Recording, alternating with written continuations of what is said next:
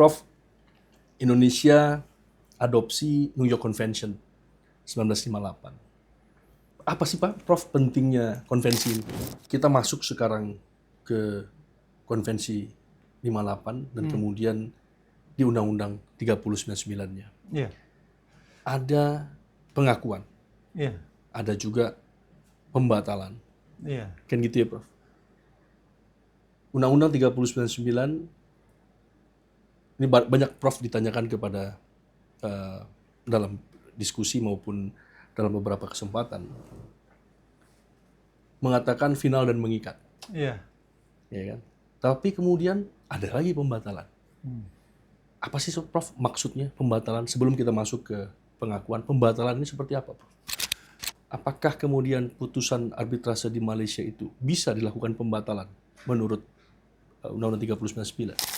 Apa sih beda banget UNCITRAL dengan New York Convention 58?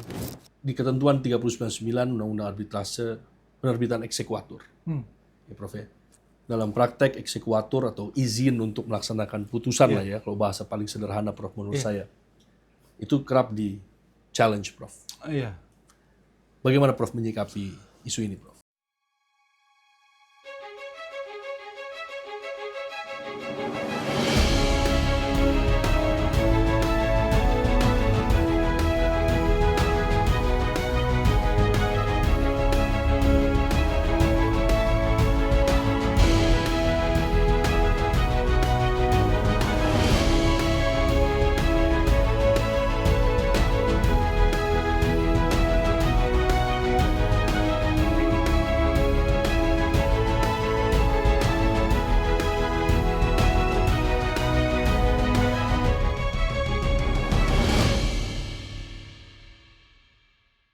Podium, podcast Ditjen Badilum. Selamat pagi. Kita bertemu kembali di Podium Ditjen Badilum yang selalu berusaha memberikan informasi-informasi yang penting bagi kita, para praktisi, dan masyarakat pada umumnya. Hari ini kita akan berdiskusi mengenai arbitrase dan juga bagaimana relasinya dengan peran pengadilan. Telah hadir bersama kita semua, Guru Besar Hukum Internasional Universitas Padjadjaran, Profesor Huara Adolf. Selamat pagi, Prof. Selamat pagi, Pak. Senang bisa bersama Prof di forum ini. Iya. Saya bersyukur dan terhormat bisa bersama Prof di tim penyusun naskah akademik rancangan Undang-Undang Arbitrase. Namun kali ini kita akan membahas tentang Undang-Undang Arbitrase yang berlaku per saat ini, yaitu Undang-Undang 30 tahun 1999 tentang arbitrase dan alternatif penyelesaian sengketa. Prof, Undang-Undang ini sudah lama, tahun 1999, dan sudah beberapa kali dilakukan pengujian. Ya, dan tentunya kita juga berusaha untuk bagaimana persepsi dunia internasional terhadap Indonesia dalam konteks pelaksanaan putusan arbitrase nantinya juga tetap friendly. Ya, meskipun beberapa waktu yang lampau ada katakanlah statement atau persepsi kita dianggap non-friendly arbitration, tapi nanti kita dengar dari Prof kira-kira pandangan seperti itu seperti apa ataupun bagaimana keadaan per saat ini. Prof, Indonesia adopsi New York Convention 1958. Apa sih Pak, Prof, pentingnya konvensi ini? Iya. Selamat pagi Pak Rizky, terima kasih pertanyaannya ya. Jadi konvensi New York 58 tahun 58 itu adalah konvensi Perserikatan Bangsa-Bangsa, Pak. Ya, jadi Perserikatan Bangsa-Bangsa, dan ini sungguh aneh ya, sungguh aneh organisasi internasional politik seperti PBB itu memberi perhatian kepada arbitrase ini. Karena kan PBB didirikan untuk tujuannya ya untuk mencegah terjadinya perang dunia kembali. Nah, salah satu yang dilakukan untuk mencegah perang itu kenapa larinya ke arbitrase, Pak? Ya, dan itu tahun PBB tahun 45, kemudian 13 tahun kemudian yang diatur antara lain arbitrase. Nah, mengapa penting, Pak? Karena arbitrase ini ya di New York Convention diatur mengenai pengakuan dan pelaksanaan putusan arbitrase asing, ya, putusan arbitrase asing. Dan mengapa ini penting? Karena bukan hanya PBB yang menganggap arbitrase ini penting, tetapi juga sekarang negara-negara yang sudah mengikatkan diri kepada konvensi ini sebanyak 172 negara, Pak, termasuk Indonesia. Jadi itu hampir 80% negara anggota PBB ikut masuk ke dalam New York Convention ini. Dan kedua, Pak, mengapa ini penting? Karena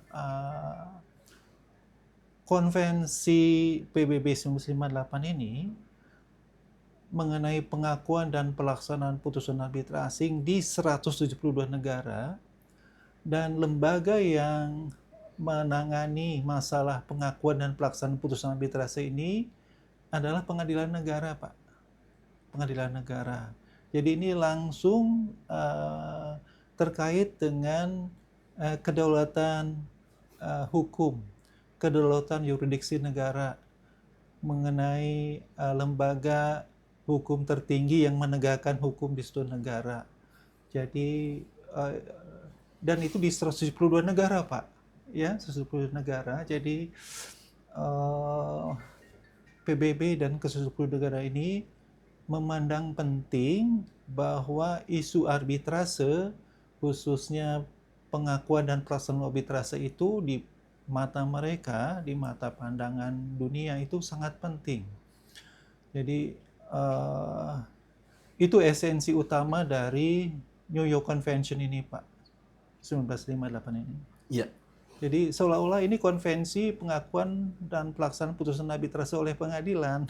Baik. Tapi baik. tidak disebut pengadilannya di belakangnya. Baik, Prof. Jadi konvensi ini bagi sistem hukum kita juga berpengaruh ya, Prof ya? Sangat, karena kita sudah ratifikasi dengan keputusan Presiden 3481, Pak. Keputusan Presiden nomor 3481 ini mengenai ratifikasi convention ini on the recognition and enforcement of foreign arbitral awards. Baik. Prof, kita masuk sekarang ke konvensi 58 dan kemudian di Undang-Undang 3099-nya. Iya. Ada pengakuan, Iya. ada juga pembatalan. Iya. Kan gitu ya, Prof? Undang-Undang 3099 ini banyak Prof ditanyakan kepada dalam diskusi maupun dalam beberapa kesempatan, mengatakan final dan mengikat. Iya. Ya kan? Tapi kemudian ada lagi pembatalan. Apa sih, Prof, maksudnya pembatalan? Sebelum kita masuk ke pengakuan, pembatalan ini seperti apa, Prof? Ya, jadi pembatalan itu, Pak, ya. Pembatalan adalah salah satu mekanisme pengawasan yang dilakukan oleh pengadilan, Pak, terhadap pelaksanaan arbitrase di negara tersebut. Itu berlaku di seluruh dunia, Pak. Oke. Ya. Pembatalan dalam pengertian bahwa ada hal-hal yang bertentangan dengan hukum di negara tersebut, Pak. Iya. Ya, nah di Indonesia sudah jelas, Pak. Itu karena ada dokumen dipalsukan, dokumen disembunyikan, dan yang terakhir itu yang ketiga, putusan dibuat dengan tipu muslihat.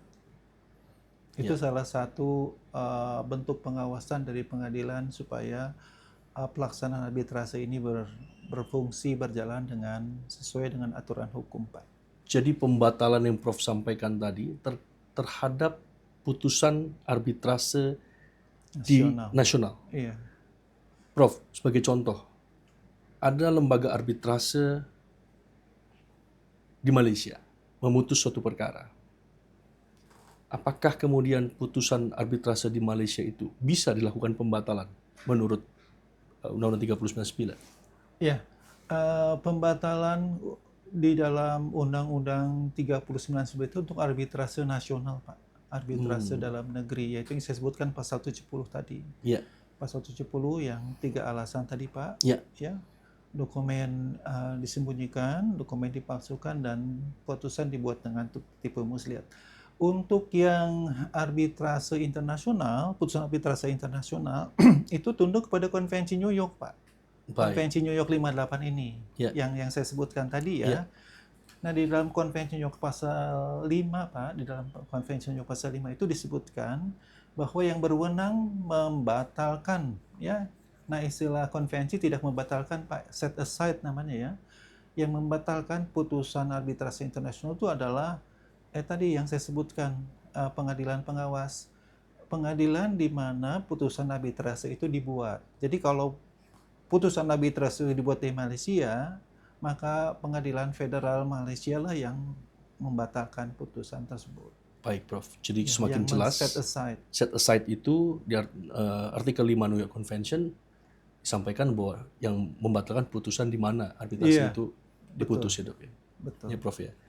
Baik. Jadi ini semakin jelas, Prof. Karena ada tafsir, karena di Undang-Undang 3099 ini tidak sedemikian tegas, Iya. sehingga tafsir bahwa pembatalan itu bisa dilakukan terhadap putusan arbitrase internasional. Padahal tadi sampaikan Prof itu beda konteks. Iya. Pasal 70 berlaku Iya. terhadap putusan arbitrase Iya. nasional ya, Prof ya. Nah, sekarang Prof, ada putusan MK terkait pasal 70. Penjelasannya dinyatakan tidak berlaku. Apa konsekuensinya, Prof? Putusan MK itu, Pak, ya, menghapus penjelasan di dalam pasal 70, menghapus kata antara lain, Pak. Ya. Karena kata antara ini membuka peluang alasan-alasan pembatalan, 3 alasan pembatalan dalam pasal 70 menjadi tidak jelas. Ya, Pak, ya. Ya. Nah, dengan dihapuskannya kata antara ini, ketentuan alasan untuk pembatalan menjadi jelas, Pak. 3 alasan itu saja, Pak. Jadi dokumen disembunyikan, dokumen dipalsukan, dan putusan dibuat secara tipu muslihat. Itu saja. Limitatif. Prof, bagaimana kalau di luar dari 3 itu, Prof? Artinya ditemukan sama majelis hakim dalam konteks pembatalan ini hal-hal yang di luar 3 itu tadi, Prof. Ya, di luar itu, misalnya putusan tersebut bukan di bidang hukum perdagangan, misalnya Pak ya, melanggar kesusilaan atau ketertiban umum, berdasarkan perjanjian arbitrase yang tidak sah, klausul arbitrase yang sah, maka yang dapat dilakukan oleh pengadilan adalah penolakan, Pak. Penolakan pelaksanaan putusan. Di luar pasal 70 itu. Jadi di alasan-alasan lain itu bahwa pengadilan menolak melaksanakan putusan. Tapi bukan pembatalan pasal 70? Bukan, Pak. Baik, bukan. Baik. Jadi pasal 70 limitatif, hanya 3 hal, sebagaimana ketentuan undang-undang. Betul. Lalu kemudian ada penolakan. Atau penolakan putusan, pelaksanaan putusan. Oh, baik. Penolakan pelaksanaan putusan karena tadi, Prof ya, karena tadi di bidang perdagangan. Klausul arbitrasenya itu misalnya tidak sah, invalid ya, Prof ya. Kemudian juga bertentangan dengan ketertiban umum dan kesusilaan, Pak. Baik. Prof menyebut tadi ketertiban umum. Iya. Ini terms yang pada saat kami berdiskusi di internal hakim broad dia. Lalu kemudian kita cari beberapa literatur, ya tentunya banyak juga, termasuk tulisan Prof sendiri mengenai itu. Bisa dijelaskan, Prof, ketertiban umum apa sih, Prof, itu? Dan kemudian bagaimana threshold-nya, Prof? Iya. Jadi ketertiban umum ini, Pak, sebenarnya itu sudah sudah ada sejak Konvensi Jenewa 1927, Pak, mengenai execution of foreign arbitral awards 1927, itu pasal 1, itu pasal 1E itu ya. Kemudian itu diadopsi ke dalam Konvensi New York, Pak. Pasal 5 ya, pasal 5(2) B itu bagian B, angka B. Nah, konvensi ini, Pak, konvensi New York itu memang tidak memberi penjelasan, Pak, definisi apa itu ketertiban umum, public policy, tidak seperti di kita, Pak. Kita kan di Perma 190 itu disebutkan ya, sendi-sendi azasi uh, yang terkait atau yang mengenai uh, sendi-sendi hukum dan masyarakat di Indonesia. Dan di dalam konvensi New York itu, Pak, tidak disebutkan, tetapi ada ini, Pak, ada semangat konvensi New York itu, Pak. Mengapa konvensi ini dibuat? Yaitu supaya negara-negara dunia ini, negara-negara dunia itu support, Pak, mendukung arbitrase, Pak. Ya, itu istilah di dalam mereka itu strong pro enforcement. Oke. Of arbitration, pro enforcement of arbitration award. Jadi putusan arbitrase dan klausul atau perjanjian arbitrase itu didukung, Pak, oleh pengadilan, disupport oleh pengadilan. Jadi tujuannya mendorong penggunaan arbitrase dengan cara dihormati putusan dan perjanjian arbitrase. Nah, mengenai public policy, Pak, itu juga demikian. Jadi di dalam perkembangan praktek negara-negara ya, itu dapat dibagi ke dalam dua bagian, Pak. Negara-negara yang menganggap public policy ini sebagai prinsip internasional, juga yang kedua adalah negara-negara yang menganggap prinsip public policy itu tunduk kepada aturan domestik. Nah, yang internasional, Pak, yang support ya, Pak, kepada yang saya sebut tadi pro enforcement bias, pro enforcement untuk pelaksanaan putusan arbitrase, itu menganggap bahwa penerapan public policy ini harus sangat terbatas, Pak. Sangat terbatas. Di negara-negara yang berperspektif yang internasional itu sangat jarang diterapkan, ya. Mereka menganggap alasan public policy ini sebagai safety valve, sebagai katu penutup. Sudargo Gautama menganggapnya sebagai rem darurat. Jadi jangan dipakai kalau nggak dalam keadaan darurat. Jadi di negara-negara yang menganut prinsip public policy internasional itu jarang sekali, Pak, menggunakan ini. Jadi ditafsirkan secara sempit. Jangan itu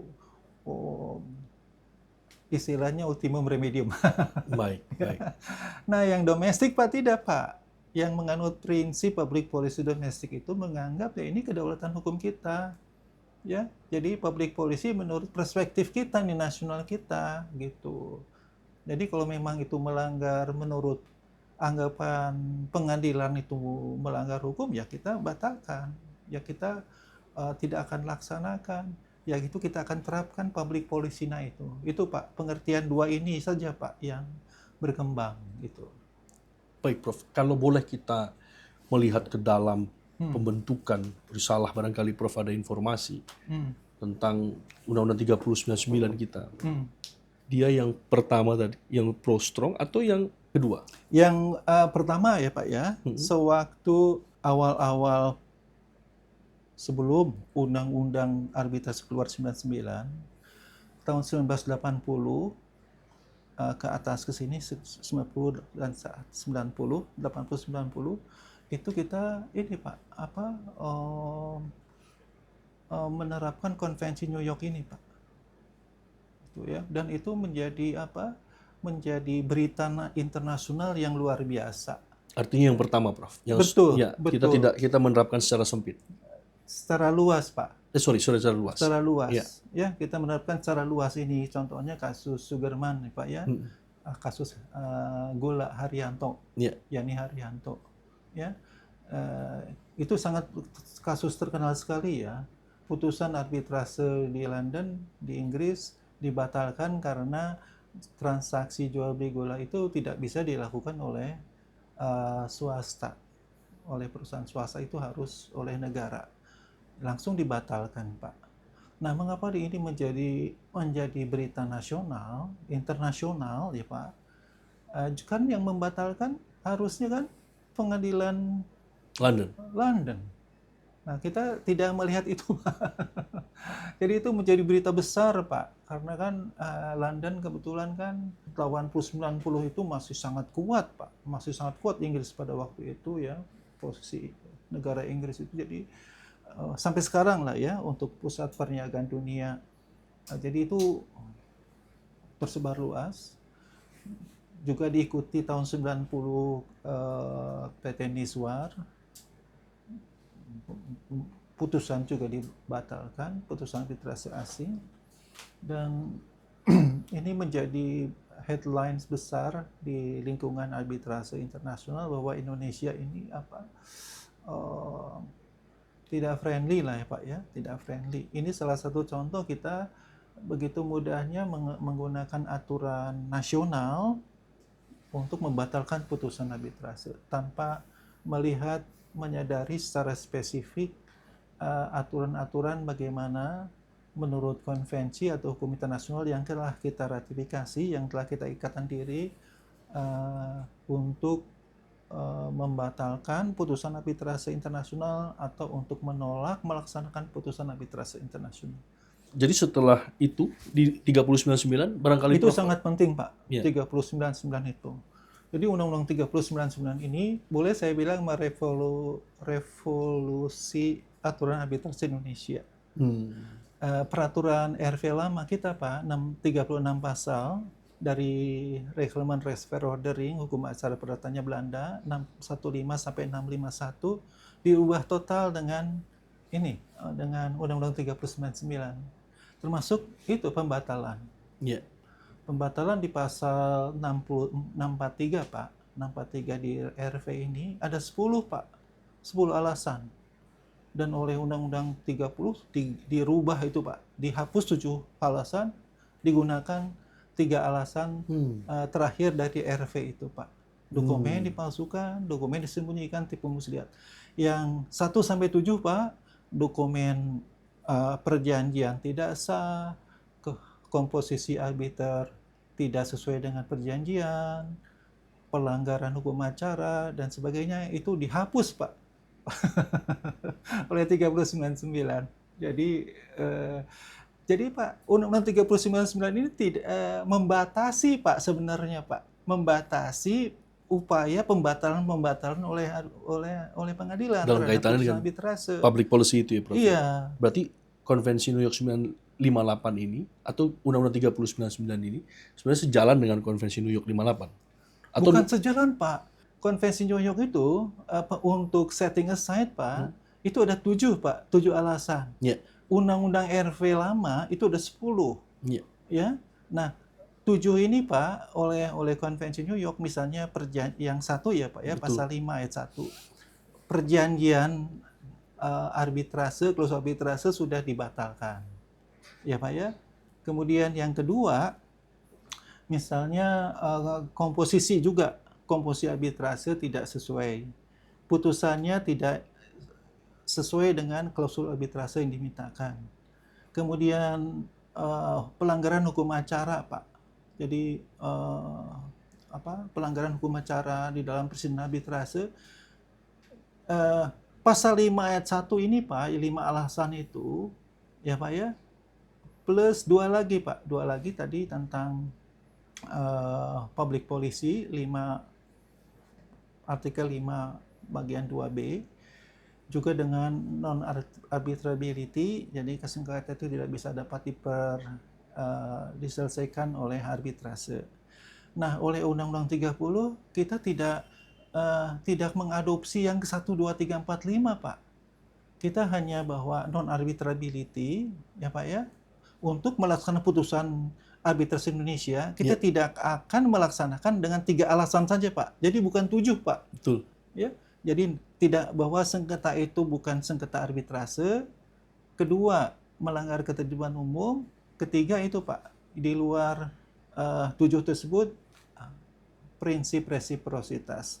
Artinya kita pengadilan akan mengakui dan melaksanakan putusan arbitrase kalau putusan arbitrase itu dibuat di negara Konvensi New York atau dibuat di negara yang dengan Indonesia terikat oleh perjanjian internasional mengenai pengakuan dan pelaksanaan putusan arbitrase. Jadi Pak, sebenarnya Undang-Undang 399 itu lebih kuat Pak.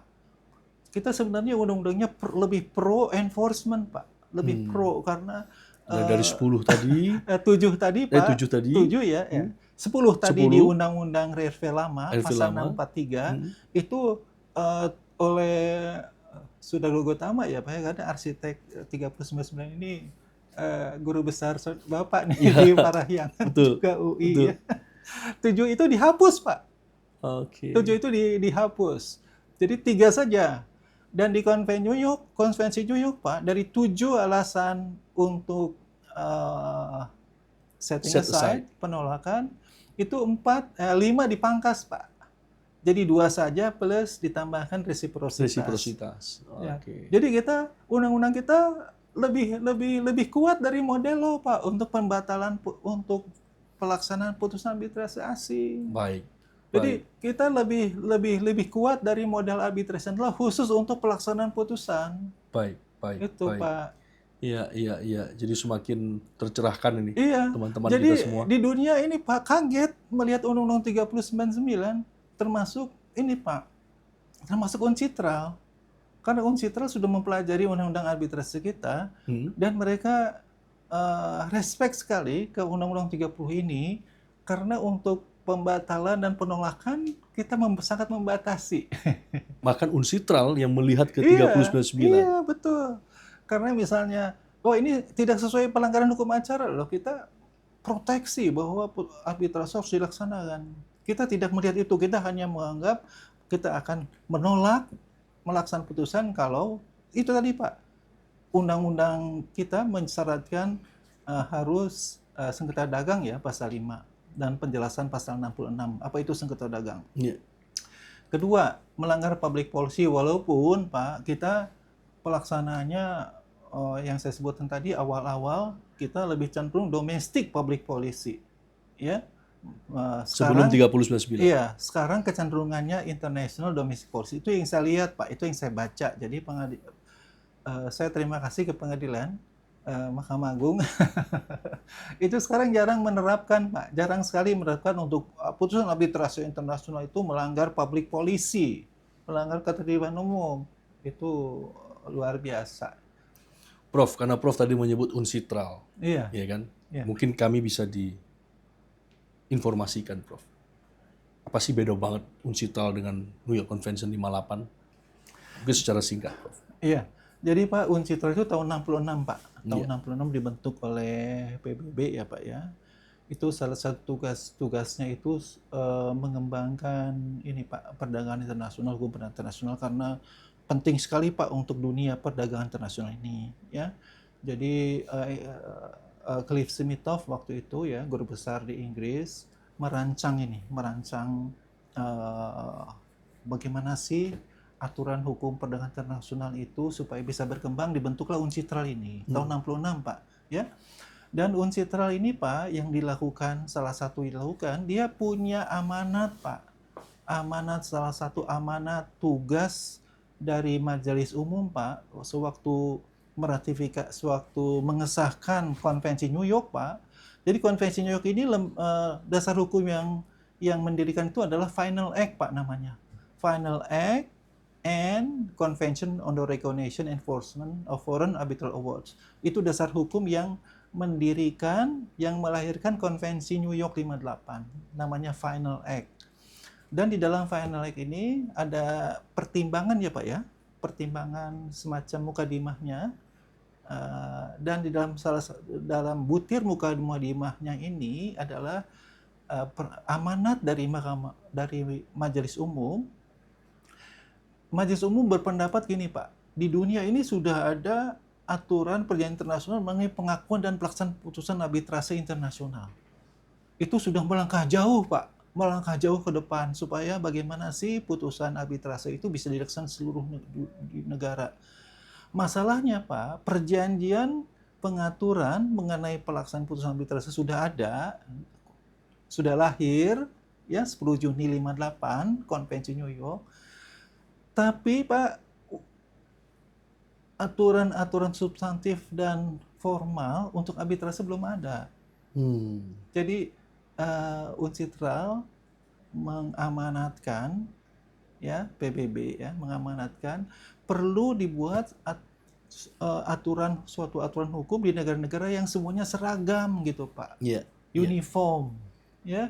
Jadi jangan negara A arbitrase A, negara A. Jadi sesuai dengan kondisi hukum nasionalnya, dengan tidak, Pak. Yang diharapkan oleh Majelis Umum dengan adanya pelaksanaan ini perlu juga ada aturan yang seragam. Nah, Uncitra melaksanakan itu, Pak. Uncitra mengeluarkan Modelo 85. Oke, jadi Itu. itulah Satu kesatuan. satu kesatuan nih Prof ya. Betul. Betul Prof. Jadi yang dibuat Modelo itu mendukung ini, Pak, mendukung 58 ini, Pak. Mendukung 58. Iya. Baik, jadi ada gambaran kita semua bahwa antara iya. Uncitral dengan New York 58 ini Satu payung ya, di bawah satu payung di bawah satu namanya Final Act itu, Pak. Baik Prof. Prof, kita sudah masuk ke bagian akhir dari diskusi. Pertama tadi Prof menjelaskan tentang New York Convention 58, lalu pembatalan yang dalam kaitannya dengan pengadilan nih Prof ya, karena ketika proses di arbitrasenya tentunya pengadilan tidak akan bisa melihat dan memang itu adalah wilayah para arbiter Prof. Sekarang masuk ke bagian akhir Prof. Pengakuan putusan arbitrase asing. Di ketentuan 399 Undang-Undang Arbitrase penerbitan eksekuatur. Ya Prof ya. Dalam praktek eksekuatur atau izin untuk melaksanakan putusan lah ya, kalau bahasa paling sederhana Prof menurut saya. Itu kerap di challenge Prof. Iya. Bagaimana Prof menyikapi isu ini Prof? Iya. Begini Pak, jadi arbitrase itu Pak, dasar hukumnya ya, mengapa arbitrase ada itu adalah perjanjian Pak. Perjanjian arbitrase. Itu yang diatur di dalam konvensi New York Pak. Ya, itu pasal 2 itu. Jadi itu artinya pengakuan Pak. Pengakuan ya. Pengakuan pengadilan, pengakuan negara-negara terhadap klausul arbitrase. Dan pengakuan ini artinya bahwa klausul arbitrase memberi kewenangan kepada lembaga arbitrase untuk menyelesaikan sengketanya. Ya Pak ya. Dan itu pun kewenangan itu yang dibuat oleh para pihak Pak, itu ada kewajiban kepada para pihak. Para pihak yang telah membuat perjanjian atau kesepakatan arbitrase itu untuk melaksanakannya dengan itikat baik. Karena ini di bawah ranah hukum perdagangan internasional, Pak. Ya. Nah, di dalam perdagangan internasional kan prinsip fundamental pertama itu adalah good faith, Pak. Good faith, Prof. Ya, itikat baik. Dan perdagangan itu didasarkan kepada trust, Pak. Kepercayaan, ya. Nah, perdagangan dunia, perniagaan, bisnis itu tidak akan berjalan kalau tidak ada trust dan good faith ini, Pak. Itu Pak, esensinya di situ. Dan kalau sudah berarbitrase, Pak, itu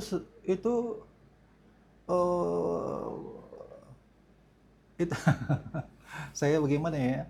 Jadi kalau berarbitrase itu harus paham Pak, apa itu arbitrase itu Pak. Ya Pak ya. Jadi kalau memang tidak ada etikat baik, tidak ada trust, jangan berarbitrase Pak. Itu Pak, karena harus mengerti dulu itu arbitrase, ya Pak ya. Jadi kalau memang dia itu paham apa artinya klausul arbitrase dan sepakat untuk menyelesaikan sengketa arbitrase, dan disitulah lahir itikat baik untuk melaksanakan arbitrase, itikat baik untuk melaksanakan putusan arbitrase itu Pak. Nah, kalau kemudian tidak ada itu Pak, istilahnya tidak dilaksanakan putusan arbitrase, kemudian salah satu pihak harus meminta bantuan ke pengadilan untuk supaya itu dilaksanakan. Pengadilan dengan baik hati malah mengabulkan permohonan, dikeluarkanlah penetapan eksekuatur Pak, kemudian di-challenge lagi Pak, dilawan lagi oleh pihak lain. Nah ini kan apa ya, ini kan pertama ya, ini membuat arbitrase, proses arbitrase dan kemudian di pengadilan menjadi lama dan sangat mahal Pak. Prof. Karena lama di-challenge itu Pak. Iya Pak. Salah satu alasan melakukan challenge itu kan pasti public policy. Bagi termohon eksekusi.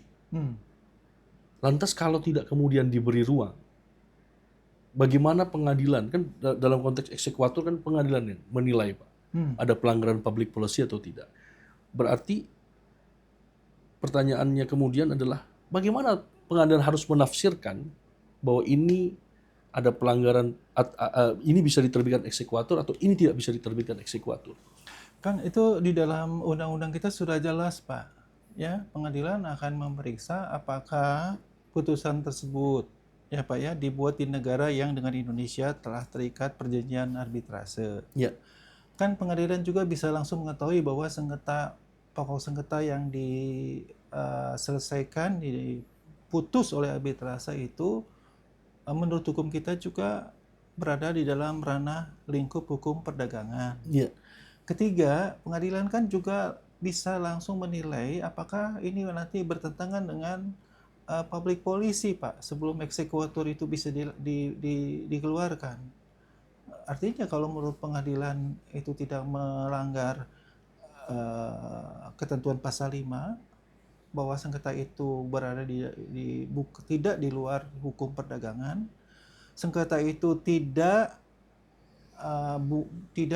putusan itu tidak dibuat, artinya dibuat di negara di Indonesia terikat perjanjian pelaksanaan putusan arbitrase dan tidak melanggar public policy, yaitu dilaksanakan saja Pak, dikeluarkan eksekuatur.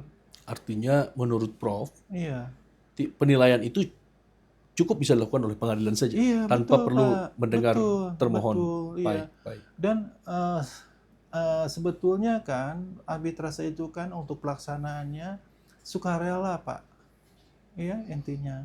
Hanya kemudian menjadi isu, menjadi berita karena salah satu pihak tidak melaksanakan putusan tersebut dan pihak lain meminta permohonan kepada pengadilan, bantuan ke pengadilan untuk memerintahkan supaya putusan arbitrase itu dilaksanakan.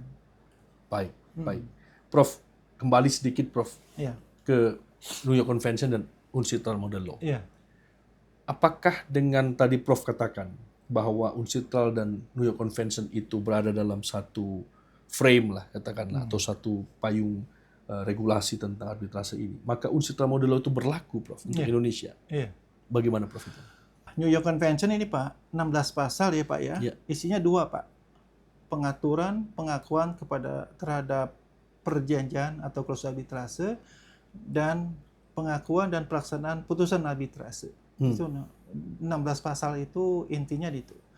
Nah, UNCITRAL Model Law Pak itu 36 pasal Pak. 36 pasal itu di dalamnya termasuk bagian substantif dan formil hukum formil arbitrase, dari apa itu arbitrase, pengertian arbitrase internasional, pembentukan majelis, penerapan hukum, terakhir putusan ya Pak ya, dan pasal terakhir 36 itu mengenai pengenyampingan, setting aside putusan arbitrase internasional. Nah, pasal 36 ini Pak mengambil alih pasal 5 Pak. Konvensi New York seluruhnya mengadopsi ke dalam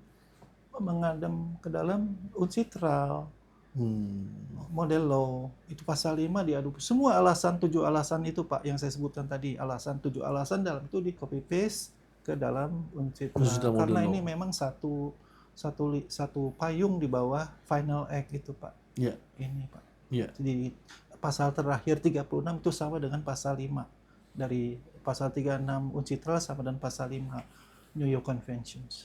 Baik. Prof, apa pandangan Prof terkait dukungan pengadilan saat ini terkait arbitrase di Indonesia? Iya, saya lihat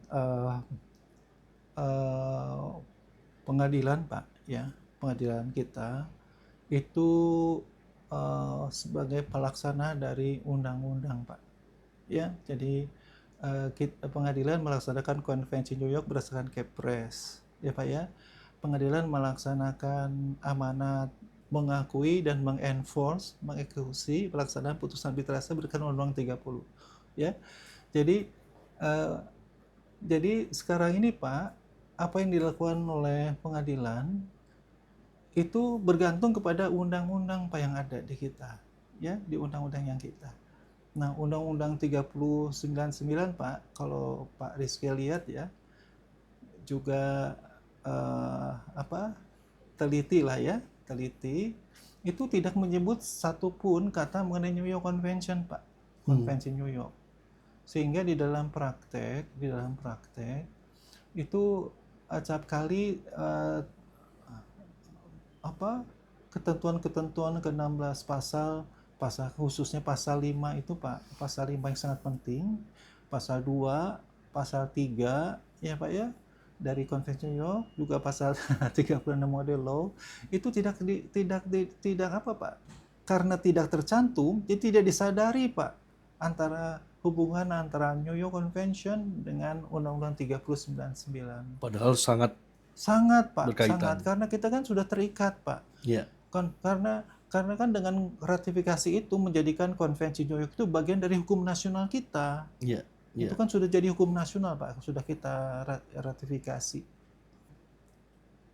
Ini pribadi ya Pak ya, pribadi saya. Jadi Undang-Undang 3099 kan itu undang-undang emergency Pak. Undang-undang dibuat pada waktu krisis moneter ya Pak ya, pada tahun 98. Ya. Itu semula aturan-aturannya itu sudah disusun Pak oleh guru besar kita ya, Prof. Sudargo. Prof. Sudargo ya. Nah, Prof. Sudargo itu kan salah satu guru besar arbitrase hukum perdata internasional dunia Pak. Ya. Jadi dia memahami benar tentang Undang-Undang 3099 itu. Jadi saya dan itu apa Pak? Itu memang ada aturan-aturan yang kemudian agak obsolete ya Pak ya, yang harus diperbaharui. Ya. Jadi itulah sebabnya Kementerian Hukum sekarang membuat naskah akademik ini untuk menyempurnakan pasal-pasal mana yang harus disempurnakan ya Pak ya. Dan ada pasal-pasal tertentu yang kita harap dalam naskah akademik ini membantu pengadilan Pak. Supaya proses pengakuan dan pelaksanaan putusan arbitrase ini tidak lambat Pak. Semakin solid gitu ya, semakin cepat. Ya. Saya bisa menyadari banyak negara orang-orang komplain Pak, mengapa di Indonesia lama. Itu tidak lain Pak, karena bunyi pasal 399 Pak, yang membuat proses pelaksanaan pengakuan dan pelaksanaan arbitrase itu lama Pak di Indonesia. Siap Prof. Itu ada pasal-pasal tertentu yang perlu diubah tentang persyaratan pengakuan dan pelaksanaan putusan arbitrase. Dan ketika itu sudah kita bisa buat clear, mudah-mudahan pelaksanaannya, eksekusinya menjadi lebih cepat ya Prof. Betul, lebih cepat dan murah. Baik, Prof. Seluruh isu sepertinya sudah kita diskusikan, Prof. Tapi kalau memang nanti ada hal-hal lagi yang kita perlu episode kedua nih, Prof. Siap, Pak. Siap. Tapi untuk episode pertama, saya kira kita semua sudah mendapatkan informasi yang lengkap. Prof menjelaskan bagaimana keadaan Undang-Undang 3099, New York Convention, dan kemudian Uncitrad Model Law.